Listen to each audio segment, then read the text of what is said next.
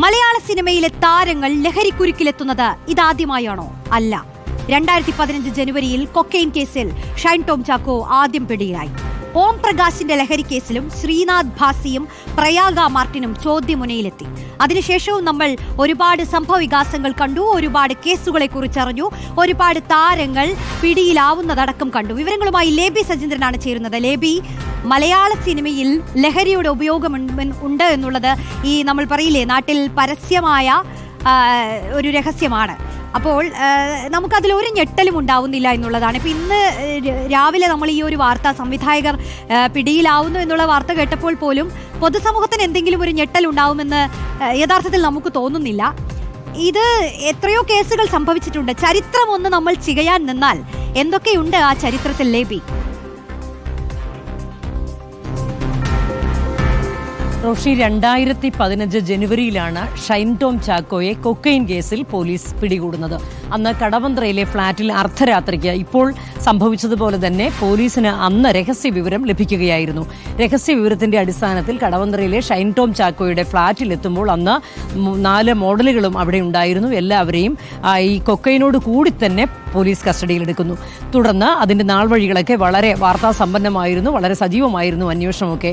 അതിനുശേഷം 2018 വിചാരണ നടപടികൾ, വിചാരണ തുടങ്ങാൻ കുറച്ചു കാലം എടുത്തു. വിചാരണ 2018 ആരംഭിച്ചത്.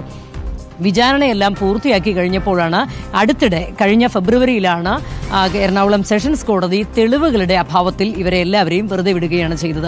അതായത് ഓർക്കണം, 2015 ഈ കേസ് എന്ന് പറയുന്നത് കേരളത്തിൽ തന്നെ ആദ്യത്തെ കൊക്കെയിൻ കേസായി രജിസ്റ്റർ ചെയ്യപ്പെട്ട കേസാണ്.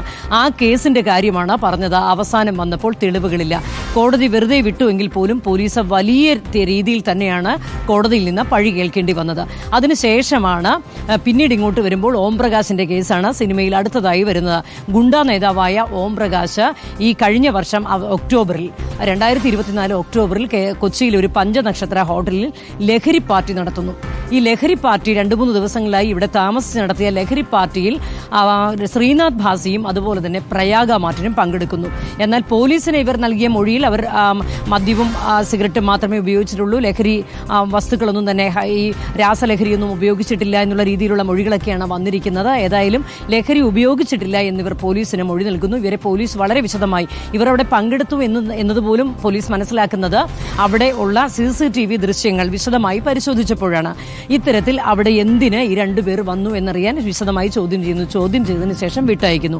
ഇപ്പോഴും ആ കേസിൽ ഇവർ ലഹരി ഉപയോഗിച്ചു എന്നതിന് തെളിവ് ലഭിക്കാത്തത് കൊണ്ടാണ് വിട്ടയച്ചത് എന്നുള്ള നിലപാടാണ് പോലീസിനുള്ളത്. ഏതായാലും ആ കേസ് ഇപ്പോൾ ഇങ്ങനെ വഴിമുട്ടി നിൽക്കുകയാണ്. 5 മാസം പിന്നിട്ടിട്ടും ഓംപ്രകാശ് അടക്കമുള്ളവരുടെ ലാബ് റിപ്പോർട്ട്, പരിശോധനാ റിപ്പോർട്ട് കിട്ടിയിട്ടില്ല. അത് കിട്ടിയാൽ മാത്രമേ ആ കേസ് മുന്നോട്ട് പോവുകയുള്ളൂ. ആ കേസ് അവിടെ നിൽക്കുന്നു.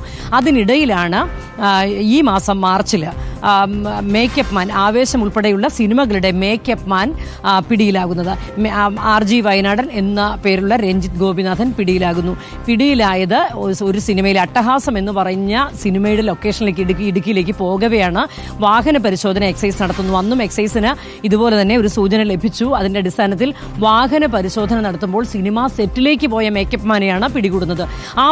അന്ന് ഈ വാർത്ത വന്നപ്പോൾ തന്നെ ഫെഫ്ക അയാളെയും പുറത്താക്കിയിരുന്നു. ഏതായാലും നടപടി അവിടെ കൊണ്ടുതീരുന്നു.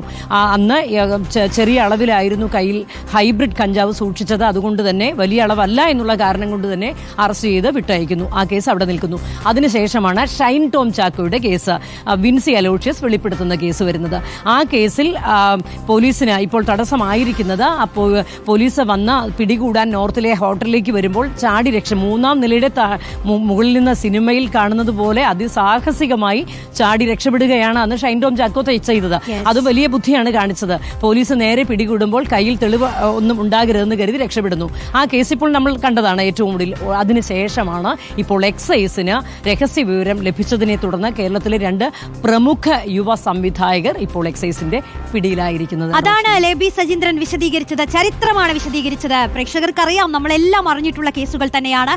മലയാള സിനിമയ്ക്കകത്ത് ഈ കേസും ഒരു പുത്തരിയല്ല. ഈ പുതിയ സംഭവിച്ച സംഭവങ്ങളിൽ ആർക്കും ഞെട്ടലില്ല എന്നുള്ളത് കൂടിയാണ് ലേബി പറയുന്നത്.